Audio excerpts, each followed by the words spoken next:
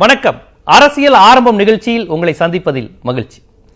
இன்றைய நிகழ்ச்சியில் கிட்டத்தட்ட அனைத்து கூட்டணிகளும் ஒரு இறுதி செய்யப்பட்ட நிலையில் தேமுதிக திமுகவுடன் கூட்டணியா அதிமுகவுடன் கூட்டணியா என்பது மட்டும் இன்று வரை இறுதி செய்யப்படாத நிலையில் உள்ளது. இந்த நிலையில் துணை முதலமைச்சர் ஓ பன்னீர்செல்வம் அவர்கள் நேற்று இரவு விஜயகாந்த் அவர்களை நேரடியாக சந்தித்தார். உடல்நிலை தொடர்பாக சந்தித்தேன் என்று அவர் கூறினாலும் அதற்கு பின்னால் அரசியல் இருக்கும் என்றே அனைவரும் ஊகமாக சொல்கின்றனர். இந்த நிலையில் தேமுதிகவை இரண்டு கட்சிகளும் திமுக அதிமுக இரண்டு கட்சிகளும் தங்கள் கூட்டணிக்கு வர வேண்டும் என்பதில் இவ்வளவு உறுதியாக இருப்பதன் பின்னணி என்ன?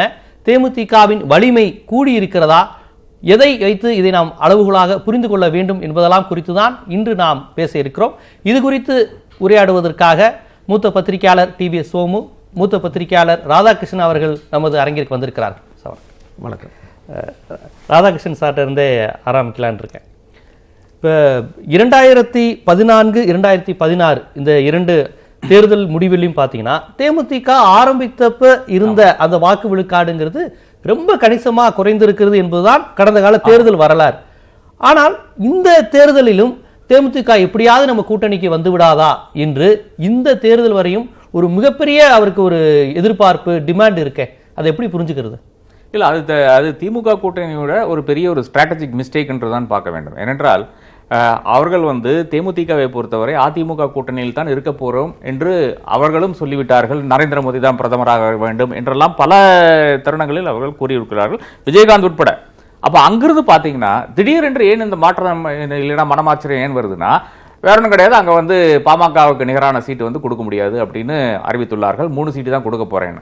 அந்த ஒரு தருணத்தில் திமுகவினுடைய ஒரு நல்ல ஒரு கேம், நான் இன்னும் சொன்னா சாணக்கியத்தனம் அப்பவும் சொன்னேன், இப்பவும் நோட் பண்றேன். என்ன நடந்ததுன்னா, திருநாவுக்கரசர் சார் போய் பார்க்கறாரு, அடுத்த நாள் காத்தால ஸ்டாலின் போய் பார்க்கறாரு. அதோட விட்டுருக்கணும். திமுக இந்த கூட்டணிக்குள்ளால இவர்களை கொண்டு வர வேண்டும் என்ற அந்த எண்ணமே வந்துடக்கூடாது. இது ஒரு கேமாக எடுத்துக்கொண்டு அது எப்படி அந்த நகைச்சுவையாக அந்த கேம் ஆடணுமோ அதே மாதிரி ஆடி இருக்கணும். அது இல்லாமல் அது சீரியஸா போயிடுச்சு. சீரியஸா போய் நெகோசியேஷன் ஆரம்பிக்கிறாங்க. அங்கதான் பிரச்சனை வருது. இல்ல நம்ம பேசிடலாம் அப்படின்னு அந்த டிசிஷன் எடுக்கிறாங்கல்ல. பல தவறுகள் செய்து வந்த திமுக இது பெரும் ஒரு தவறாக 2011 தவறு நடந்தது, 2014 தவறு நடத்துறாங்க, 2016 பெரும் மாபெரும் தவறு நடக்குது. இது ஒரு பெரும் தவறாகத்தான் நான் பார்க்கிறேன். 2016 தான் விஜயகாந்த் அழைத்து வரலையே, எப்படியாவது அது தலைவர் கலைஞருடைய அந்த ஒரு கமெண்ட்ல என்ன ஆச்சுன்னா, அது பெரிய ஒரு சோசியல் மீடியாலும் சரி எல்லா இடத்துலயும் பரவலாக, ஆமா, பழம் நழுவி பால்ல விழும் என்று கருதுகிறேன் அப்படின்னு சொன்னாரு. நானும் இருந்தேன் இங்க. அது பெரும் ஒரு என்ன ஆச்சுன்னா, அது மக்களுடைய மனதில் போய் பதிஞ்சிருச்சு. தேமுதிக வரலன்னா திமுகனால ஜெயிக்க முடியாதோ என்ற அளவுக்கு கேடரே டவுட் செய்யக்கூடிய அளவுக்கு அந்த மெசேஜ் போய் சேர்ந்துருச்சு. அப்ப அதனால திமுக காரன் மாத்தி ஓட்டு போடான்னு சொல்ல முடியாது. இருந்தாலும் திமுகவினுடைய பலவீனத்தை இது காமிச்சது. மறுபடியும் திமுகவினுடைய பலவீனம், விஜயகாந்த் வந்தால்தான் வெற்றி, அப்படி ஒரு எதிர்பார்ப்பில் தேவையில் திமுக இருக்குதுன்னு இவங்களே காண்பிச்சுட்டாங்க. ஆமா, அதுக்கான ஒரு சாத்தியக்கூறும் கிடையாது. நீங்க எந்த ஒரு சர்வே எடுத்து பாருங்க, இந்த ஒரு 3-4 சர்வே சீரியஸ் ஆர்கனைசேஷன் செய்திருக்காங்க. திமுகவும் செய்திருக்கும், அதிமுகவும் செய்திருப்பாங்க, பாஜக எல்லாரும் செஞ்சிருப்பாங்க. இதுக்கு இந்த சர்வே எல்லாம் பாத்தீங்கன்னா கிளியர்லி திமுக காங்கிரஸ் கூட்டணி எஹெடா இருக்கு. இவங்களுக்கு ஏன் இந்த பதட்டம் எனக்கு புரியல. தேமுதிக போய் நீங்க அந்த பேசினதோட விட்டுருக்கணும். அதை தாண்டி நீங்க எப்படி இது ஒரு பிம்பம் பாருங்க. அடுத்த பிம்பம் பாருங்களேன். பியூஷ் கோயல் அதிமுகவோட அந்த கூட்டணி வைக்கிறார். அது மெகா கூட்டணி, பலமான கூட்டணி, அவங்களே ஒரு தோற்றம் கொடுக்குறாங்க. அந்த என்டையர் டேனுடைய அந்த கேம்பெயின்ல பாத்தீங்கன்னா அவங்களுடைய கேம்பெயின் எடுபடுது. அதாவது இது ஒரு வலுவான கூட்டணி, இது ஒரு சாத்தியக்கூறு அதிமுக பாஜக கூட்டணி, அதிமுக பாஜக பாமக என்ற கூட்டணி இந்த சாத்தியக்கூறு கூட்டணி, ஜெயிக்கக்கூடிய கூட்டணி என்று நம்ப வைக்கிறாங்க. எப்படி அந்த அளவுக்கான அந்த பிரச்சார யுக்திகள் அவர்கள் செய்யறாங்க. அந்த என்டையர் அந்த இது பாத்தீங்கன்னா கம்ப்ளீட் ஆப்டிக்ஸ் பாத்தீங்கன்னா நாங்க தான் ஜெயிக்க போறோம்ங்கிறது அந்த வியூகத்தில் தனக்கு பலமான தனது கட்சிக்கே பலம் இருந்தும் கூட்டணி கட்சிகள் தெளிவாக இருந்தும் தேர்தல் வியூகத்தில் இவ்வளவு தயக்கம் திமுக காட்டுவதே அவர்களுக்கு ஒரு பின்னடைவாக பலவீனமாக இருக்குது அப்படிங்கிற உங்க பார்வையை நிச்சயமா முன் வச்சிருக்கீங்க. நீங்க எப்படி பாக்குறீங்க? அதிமுக கூட்டணி திமுக கூட்டணி எது பார்ப்பதற்கு ஒரு பலமான கூட்டணிங்கிற தோற்றத்தை தந்திருக்கு, அல்லது எது பலமா இருக்கு தற்போது உள்ள நிலவரப்படின்னு பாக்குறீங்க? அதுக்கு முன்னாடி திமுக அதிமுக காங்கிரஸ் பாஜக அத்தனை கட்சிகளுக்கும் ஒரு நன்றி. எப்படியாவது விஜயகாந்தோட தேமுதிக தங்களுடைய கூட்டணியில் சேர்த்துக்கிட்டு ஜெயிச்சு இந்த மக்களுக்கு நல்லது செய்யணும் அப்படிங்கிற அவங்களுடைய நோக்கத்துக்கு நம்ம ரொம்ப நன்றி சொல்லணும். முதல் விஷயம். அடுத்தது ரெண்டு நன்றி சொல்வது போல தெரியல. சரி, பரவாயில்ல. ஆனால் இது நான் எப்படி பார்க்குறேன் அப்படின்னா, இப்போ திமுக வந்து தேமுதிக இல்லாமே ஜெயிக்குமா இல்லையா அப்படிங்கிறது தெரியல. ஆனாலும் கூட இப்போ அவங்க கட்சி ஆரம்பித்து போட்டியிட்ட முதல் சட்டமன்ற தேர்தலில் கிட்டத்தட்ட 8 ஓட்டு சதவீதம் இருந்தது. அப்புறம் 10 ஆட்சி நாடாளுமன்றத்தில், அப்புறம் அப்படியே குறைஞ்சிச்சு. இது தெரிஞ்ச விஷயம். அப்படி குறைந்த சமயத்தில் கூட கடந்த சட்டமன்ற தேர்தலில் இவங்க எதுலேயும் ஜெயிக்காட்டி கூட திமுகவுடைய தோல்விக்கு பல தொகுதியில் காரணமாக இருந்தாங்க. குறைஞ்சபட்ச ஓட்டு வித்தியாசம். அந்த காரணத்துக்காக திமுக இவ்வளவு துடிக்கிறதுக்கான திமுகவோ 1500-3000 வாக்குகள் வித்தியாசத்தில் தோற்றுவிடக்கூடாது. ஆமா, அப்படிங்கிறதுக்காக இதுதான் இருக்கும் அப்படிங்கிறது. மற்றபடி இது வந்து ஒரு மெகா கூட்டணியா வந்து காட்டணும் அப்படிங்கிற நோக்கத்தை தாண்டி ஒரு சிறு ஓட்டு அளவில் நம்ம தோல்வி அடைஞ்சிடக்கூடாது, கடந்த முறை நடந்த தவறு நடந்துடக்கூடாது அப்படிங்கிறதுக்காக இருக்கலாம். இந்த சூழலில் நம்ம இதை மட்டுமே இல்லாமல் இன்னொரு விஷயத்தையும் பார்க்கணும்னு நினைக்கிறேன். எப்படின்னா, ரொம்ப நாளாக எல்லாரும் பல பேர் பேசுகிற விஷயம்தான் இந்த விகிதாச்சார வாக்குமுறை அப்படிங்கிறது வந்ததுன்னா இதுக்கான ஒரு சில விஷயங்கள் குறையலாம். இப்போ ஒரு 10 லட்ச ரூபா 10 லட்சம் ஓட்டு ஒருத்தவங்க வாங்கியிருக்காங்க, உதாரணத்துக்காக இல்லை 5 லட்சம் ஓட்டு வாங்கியிருக்காங்கன்னா, அப்போ என்ன 5 லட்சத்து ஒன்று வாங்குறவங்க ஜெயிச்சிடுறாங்க. அப்போ அந்த 5 லட்சம் ஓட்டும் வீணா போயிடுது, அந்த மக்களுடைய உணர்வுகள் வீணா போயிடுது. அதுல பல்வேறு மாறுபட்ட கருத்து. இலங்கை மாதிரி சின்ன நாடுகள்ல அது பொருந்தும், ஆமா, இந்தியா மாதிரி ஒரு பெரிய நாடுல அது பொருந்தாது. அப்புறம் கட்சி வேட்பாளருடைய தனிப்பட்ட குணநலன்களோடு நேரடி தொடர்பு வாக்காளனுக்கு இருக்காது, வெறும் கட்சிங்கிற ஆதிக்கம் போயிருங்கிற மாதிரியான கருத்து இருக்கு. ஆனா நீங்க சொல்ற கருத்தை திமுக, இடதுசாரிகள், விடுதலை சிறுத்தைகள், பாட்டாளி மக்கள் கட்சி கூட பலமுறை நீங்க சொல்ற அந்த விகிதாச்சார பிரதிநிதித்துவத்தை வலியுறுத்தி வராங்க. ஆனா இந்த தேர்தலை பொறுத்தவரை பாத்தீங்கன்னா, நீங்க இப்போது வந்து நீங்க சொல்ற மாதிரி எப்படியாவது தேமுதிக வந்தால் ஒரு சின்ன இடத்துல நம்ம தோல்வியை தவிர்த்துடலாமேங்கிறது ஒரு கட்சி நினைக்கிறது சரிதான்.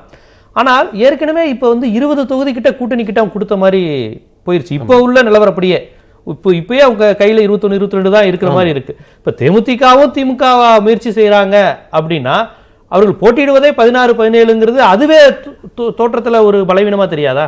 ஒரு தலைமை தாங்கிற கூட்டணி மாநிலத்துக்கு அதுவே 17 தொகுதி தான் எம்பியில போட்டிடுறாங்கன்னா அதுவே பலவீனமா தெரிய போயிடாதா? இப்படி இத்தனை கட்சிகளுக்கு கூப்பிட்டு சீட்டு கொடுத்தா நிச்சயமா ஆகும். இப்ப சார் சொன்னது அந்த ஒரு இந்த அளவுக்கு தேவையில்லை அப்படிங்கிறது கூட தோணுது. அது இவ்வளவு பதட்டம் அந்த அவங்க அளவுக்கு மீறி ஒரு 8 வருடம் எதிர்கட்சியா இருக்கிறாங்க. அதுவே மக்கள்கிட்ட வந்து செல்வாக்கு வரும். ஆளுங்கட்சிக்குரிய எந்த எதிர்மறை விஷயங்களும் இப்போது இல்ல. அதனால திமுகவே பலமா இருக்கு, காங்கிரஸும் அங்க மத்தியில் எதிர்கட்சியா இருக்கும்போது அதுவுமே பலமா இருக்கு. இவர்களை தேமுதிகவை எதிர்பார்ப்பதுங்கிறது அவங்க உத்தி அடிப்படையில் ரொம்ப பின்னடைவு போயிட்டாங்க. இது சரியான இதுங்கிறது அவருடைய பார்வையா இருக்கு. இல்லை, இருக்கலாம் தான் தோணுது. ஆனா எனக்கு என்ன தோணுதுன்னா, இப்ப போட்டிடுறது பெரிய விஷயம் இல்லை, வெற்றி பெறணுங்கிற ஒரு எண்ணம் இருக்கும்ல. அப்படி பார்க்குறப்ப இது ஒரு யுக்தியாக அவங்க செய்கிறதா தான் எனக்கு தோணுது. பதட்டம் இருக்கலாம், அதை தாண்டி இந்த பதட்டமும் அவசியம் தானே படுது. இப்போ கடந்த கொஞ்சம் என்ன ஏற்கனவே திமுக மேலே ஒரு விமர்சனம் இருக்குது, கொஞ்சம் அளவுக்கு மீறி அவங்க ஒரு நம்பிக்கையில் இருந்துட்டாங்க கடந்த தேர்தலில். அந்த மாதிரி நடந்துடக்கூடாதுங்கிற ஒரு எண்ணம் உங்களுக்கு இருக்கலாம். மக்கள் நல கூட்டணி மாதிரி ஒரு கூட்டணி உருவாயிடக்கூடாது அந்த இருக்கலாம் இல்லையா? அந்த மாதிரியான இருக்கிறதுக்கு காரணம் இருக்குது. இதில் எனக்கு இன்னொரு விஷயம் இதை ஒட்டி நான் சொல்லணும்னு தோணுது. நம்ம வாதத்தோட ஒட்டி வருதான் தெரியல, நான் தோணுது. பேசாம தேமுதிக என்ன செஞ்சலாம், திமுக கூட்டணியில் ஒரு 4 இடம், அதிமுக கூட்டணியில் ஒரு 4 இடம் வாங்கிட்டு 20 சட்டமன்ற தொகுதிகளில் பாண்டிச்சேரி சேர்த்து அவங்களுக்கு ஆதரவு, இன்னொரு 20 சட்டமன்ற தொகுதியில் அதிமுக ஆதரவு வச்சுக்கலாம். இப்போ ஒரு ஃபர்ஸ்ட் நம்ம பார்க்குறப்ப ஆச்சரியமா இருக்கும். ஆனால் இந்திய அளவில் நடந்துகிட்டு தான் இருக்குது. நான் ஒரு பத்திரிகை செய்திக்கு எல்லாரும் தெரியும், நான் நேரடியாக பார்த்து சொல்கிறேன். பத்திரிகை செய்திக்காக கேரளா பார்டருக்கு போயிருக்கேன். தமிழ்நாடு கேரளா பார்டர், நடுவில் ஒரு சாலை, இந்த பக்கம் கேரளா, இந்த பக்கம் தமிழ்நாடு. அங்கே வந்து இடதுசாரி கட்சிகளும் காங்கிரஸும் எதிர் அதுக்கான சோறு விளம்பரங்கள் அங்க. அந்த சாலைக்கு இந்த பக்கம் ரெண்டும் ஒரே கூட்டணி. அப்ப மாநில அளவுல நடக்கிறப்ப ஏன் வந்து ஒரு மாநிலத்தில் சொல்ற நகைச்சுவையான இல்ல. இப்ப இந்திய ஜனநாயகங்கிறத பல, இந்த தேர்தலுங்கிறத பல நகைச்சுவை இருக்கு. அப்படிங்கிறப்ப பழகிடுச்சுன்னா நகைச்சுவே தெரியாது. 67க்கு முன்னாடி வரையும் சில குறிப்பிட்ட தொகுதிகளில் மட்டும் போட்டியிடாம அந்த கட்சிக்கு ஆதரவு கொடுத்த வரலாறுலாம் உண்டு. அந்த மாதிரி அதனுடைய நோக்கங்கள் வேற. இப்ப நீங்க சொல்ற மாதிரி இப்ப நடக்கலாம் வேணாம், 20 பிரிச்சுக்கலாம். அந்த 20 வட மாநிலத்தில் இருக்கிற 20 தொகுதியும் பாண்டிச்சேரியும் நாங்க திமுக ஆதரவு, வட மாவட்டத்தில் திமுக ஆதரவு, இந்த பக்கம் நாங்க வந்து அதிமுக கூட்டணி, அங்க 4 சீட்டு, இங்க 4 சீட்டு. செய்தியை கேட்டா தேமுதிக என்ன முடிவு எடுக்கலாம், ஒரு ஐடியா கூட இருக்கலாம், என்ன முடிவுல இருக்காங்கன்னு யாருக்குமே தெரியாம இருக்குது. இப்ப ஒரு கட்சி மக்கள் மத்தியில் செல்வாக்கு பெறுவதற்கு அவங்களுடைய செயல்பாடுகள் தான் பெரும்பாலும் காரணமா இருக்கணும். அதுதான் ஒரு சரியான ஜனநாயகமாகவும் இருக்கும். ஒரு மக்கள் வந்து பாமகவையோ, விடுதலை சிறுத்தைகளையோ, அதிமுகவோ, தேமுதிகவோ, திமுகவோ எந்த கட்சியும் நான் ஏன் தேர்ந்தெடுக்கிறேன் என்பதற்கு ஏதாவது அவங்க இன்னென்ன விஷயங்கள் செஞ்சிருக்கிறாங்க, இன்னென்ன விஷயங்களுக்கு போராடி இருக்காங்கன்னு. அந்த வகையில் தேமுதிக எந்த வகையில் மக்களை ஈர்த்திருக்குன்னு நீங்க நினைக்கிறீங்க? இவ்வளவு டிமாண்ட் இருக்க கட்சியா திமுகவும் அதிமுகவும் நினைக்கிற அளவுக்கு மக்கள் செல்வாக்கு இருக்குன்னா என்ன மக்களுக்காக நலத்திட்டங்கள் செய்வதன் மூலமா ஈர்த்திருப்பாங்க? அது ரூம் போட்டு தான் யோசிக்கணும். எனக்கு டக்குன்னு ஞாபகத்துக்கு ஒண்ணுமே வரல. இவ்வளவு கஷ்டமான கொஸ்டின் நீங்க எதிர்கொண்டது இல்லை. ஆமா, இந்த மாதிரி ஒரு கொஸ்டின் நான் வந்து என்னுடைய டிவி ஜேர்னலிசம் வாழ்க்கையிலேயே எதிர்கொண்டது இல்லை. அதை தாண்டி பாத்தீங்கன்னா அதிமுகவை பொறுத்தவரை எவ்வளவுதான். இந்த சார் சொன்னாரு சரிஞ்சுட்டே வருது, சோமு சார் சரிஞ்சுட்டே வருது வாக்கு சதவீதம். கரெக்ட் தான். போன தேர்தலில் வந்து 2.45% மொத்தமா 2016. அதை வந்து நீங்க உங்களுக்கு வேணுமா வேண்டாமா இதுதான் கேள்வியே. 2.45 ஆனாலும் சரி, இல்ல 1.35 ஆனாலும் சரி, இதை வந்து தவிர்க்க வேணுமா, இல்ல இது வந்து உங்க கூட வேணுமா? கேள்வி இவ்வளவுதான். அதாவது ஏதோ ஒரு காரணத்துக்காக சில மக்கள் இன்னமும் தேமுதிக என்ற ஒரு கட்சியை நம்பி அவர்களுக்காக வாக்களிக்கிறார்கள்.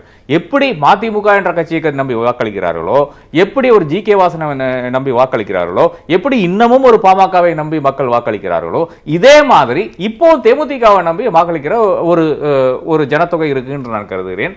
இன்னமும் விஜயகாந்த் நம்பி இருக்கின்ற மக்கள் இருக்கிறார்கள். அப்ப அப்படி பாமகவை விட நாங்கள் வலிமையாக இருக்கிறோம் என்பதுதான் இதுவரை கேப்டன் வீட்டிற்கு சென்று வந்த காட்சிகள் உணர்த்துகிறது அப்படிங்கிறாங்க.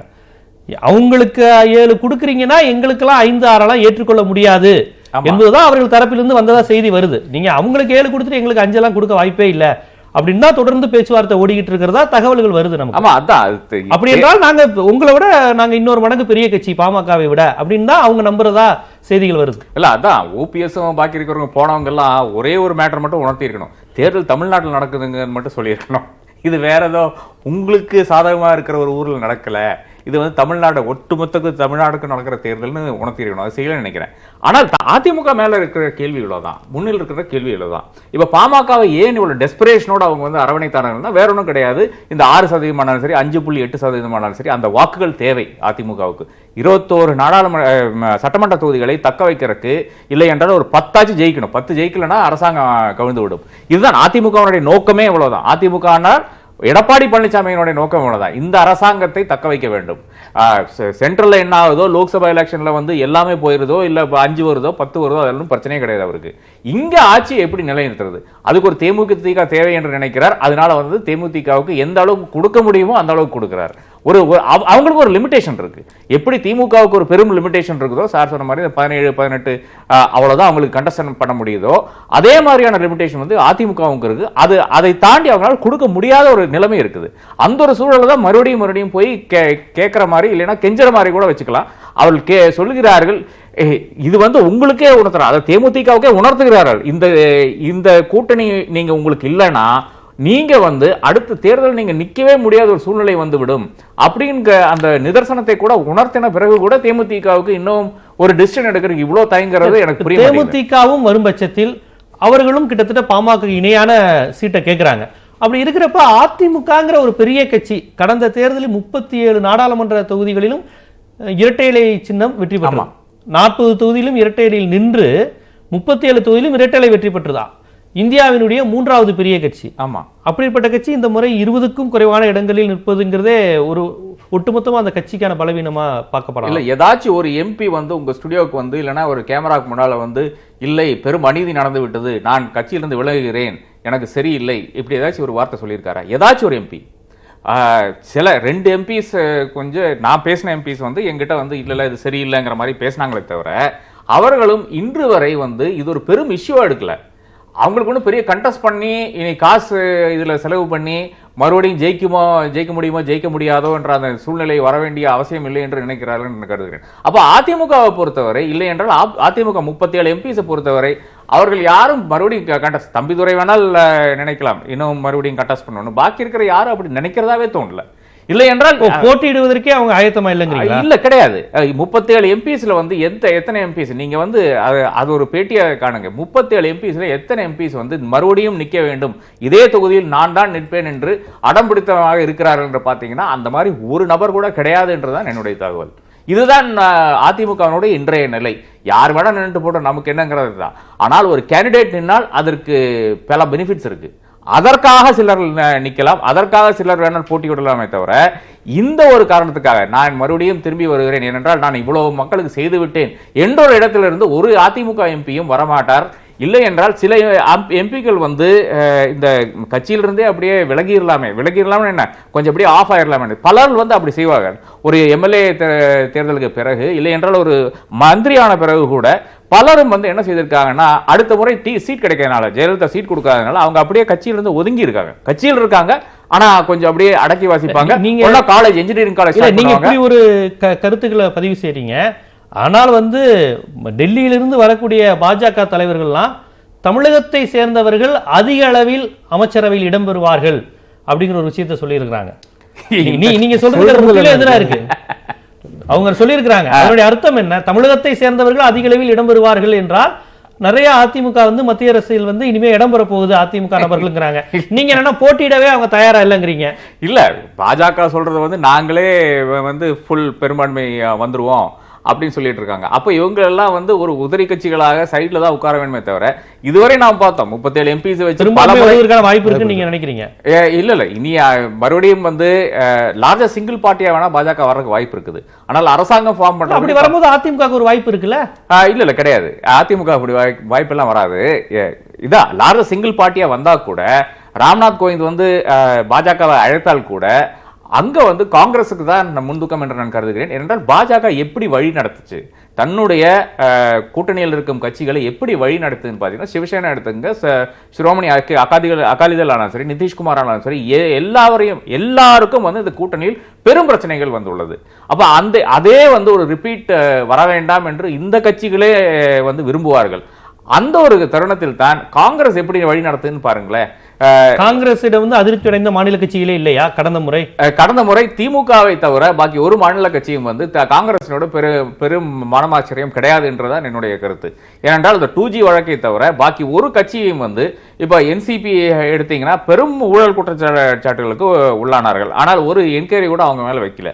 அதே மாதிரி சிபிஐஎம் 2004-2009 டைம்ல பாத்தீங்கன்னா சிபிஎம் கூட ஏன் அந்த முடிவு வருது? நீங்க சொல்றது சரிதான். கூட்டணி கட்சிகள் நடத்திய விதத்துல பாஜக காங்கிரஸ்க்கு வேறுபாடு இருக்கிறதா நீங்க சொல்றீங்க.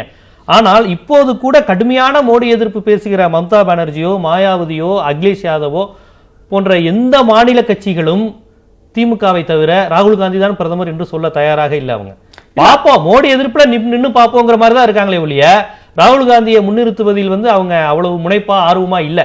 நீங்க சொல்ற மாதிரி காங்கிரஸ் ஓரளவு ஜனநாயக தன்மையோட நடந்துக்குங்கிற எண்ணம் அவர்களுக்கு இருந்தா எப்படியாவது மோடி தூக்கி எறியப்படணும் அப்படிங்கிற நோக்கத்துல ராகுல் காந்தி அவங்க சொல்லியிருப்பாங்கல்ல.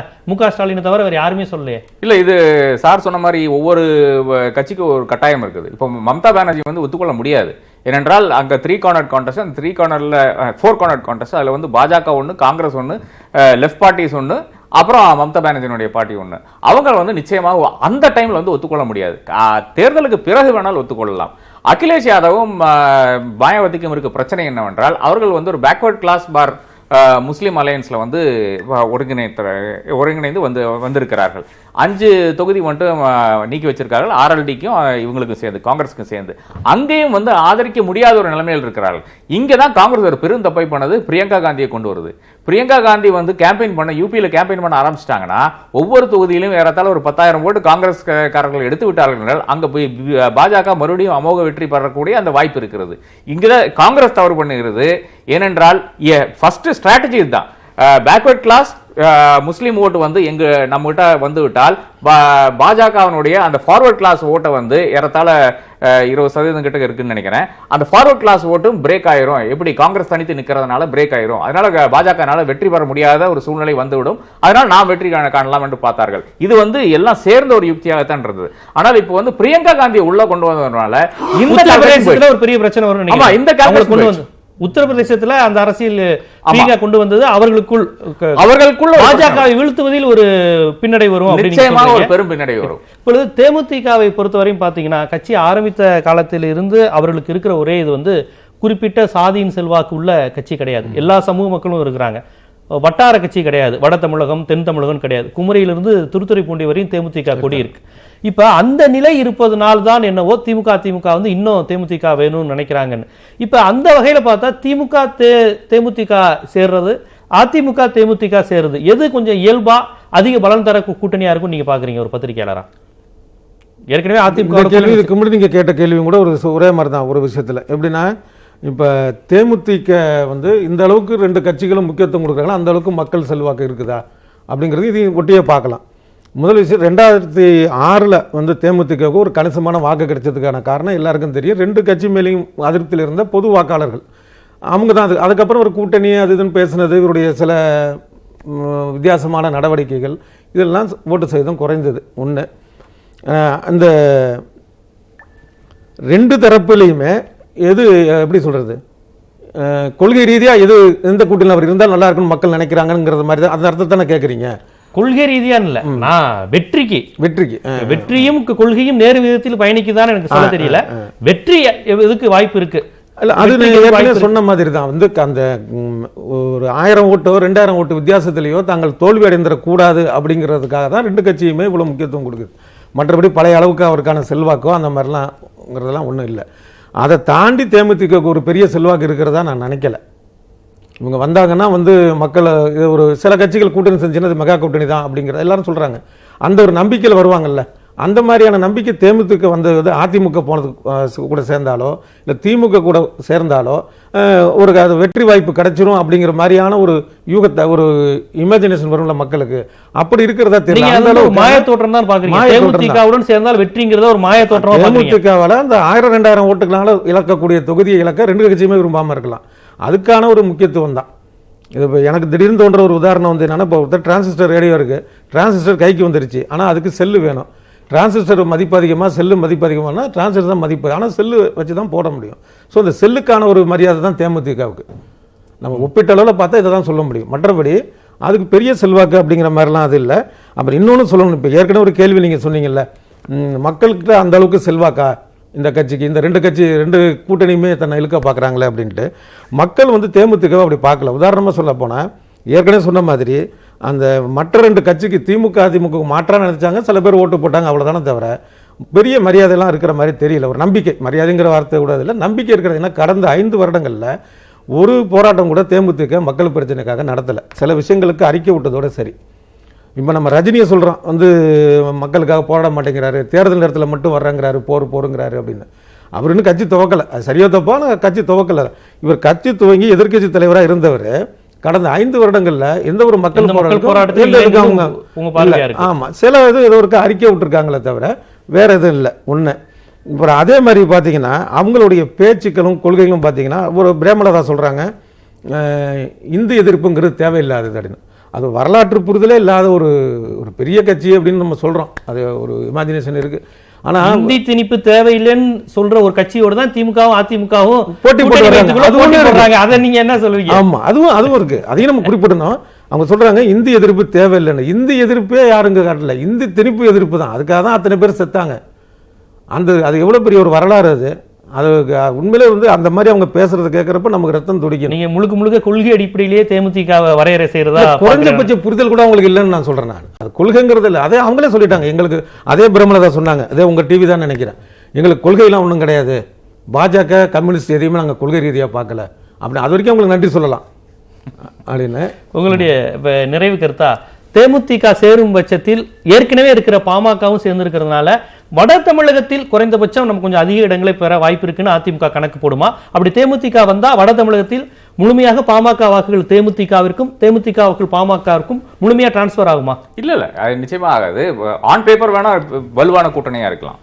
இப்போ நம்ம நம்பர்ஸ் எல்லாம் போட்டு பார்த்தோம்னா அதிமுக 2016 எந்த அளவுக்கு ஓட்டு எடுத்ததுன்னு பார்த்தீங்கன்னா அமோக வெற்றி, 40% கிட்டக்க ஓட்டு எடுத்தது. பாமக வந்து 5.8, தேமுதிக 2.45. இது பார்த்தீங்கன்னா பெருசாக தெரியும். ஆனால் பிரச்சனை இதுதான், இந்த டிரான்ஸ்ஃபரபிலிட்டி வந்து பாமக ஓட்ஸுக்கு இருக்குது. ஆனால் பாமக ஓட்ஸ் வந்து முரசு சின்னத்துக்கோ இல்லை என்றால் வேற ஒரு சின்னத்துக்கோ போறது வந்து அதிமுக சின்னத்துக்கு போகலாம். பாக்கி இருக்கிற சின்னங்களுக்கு போறதுக்கு ரொம்ப கடினமாக இருக்கும் என்று நான் கருதுகிறேன். இது பாமகவினுடைய இயல்பு. அதே மாதிரி தேமுதிகவுக்கு வந்தவர்கள் பலரும் வந்து இந்த கட்சியிலிருந்து வந்தவர்கள் தான். அப்ப அவர்களுக்கும் பெரிய ஒரு இக்கட்டான சூழ்நிலை தான். மறுபடியும் இந்த கட்சிகளுக்கு நாம் ஓட்டு போடுமா என்ற அந்த பிரச்சனையும் இருக்குது. அது திமுக கூட்டணியில் இருந்தாலும் அந்த பிரச்சனை இருக்கும் என்று நான் கருதுகிறேன். இந்த ஒரு சூழ்நிலையில் தான் ஓட் டிரான்ஸ்ஃபரபிலிட்டி பாமகவுக்கு நிறைய இருக்கும். பட் அதே நேரத்தில் தேமுதிகவுக்கு இருக்காது என்றதான் என்னுடைய கருத்து. திமுக கூட்டணிக்கு தேமுதிக வந்தாலும் இந்த பிரச்சனை வருங்கிறீங்க? நிச்சயமா வரும். கண்டிப்பா. இன்றைய காலை நேரத்தில் பொதுவாக தேர்தல் அமைப்பு, தேர்தல் விஷயங்கள் எவ்வாறு இருக்கு, குறிப்பா தேமுதிக இவ்வளவு ஒரு முக்கிய சக்தியா பார்க்கப்படுவதற்கு பின்னணி என்னவெல்லாம் இருக்கு என்பது குறித்து ஒரு பத்திரிகையாளர்களா நீங்கள் இருவரும் உங்க கருத்துக்களை பகிர்ந்துக்கிட்டீங்க. அதுக்காக நன்றி. நன்றி. மீண்டும் ஒரு அரசியல் ஆரம்பம் நிகழ்ச்சியில் சந்திக்கலாம்.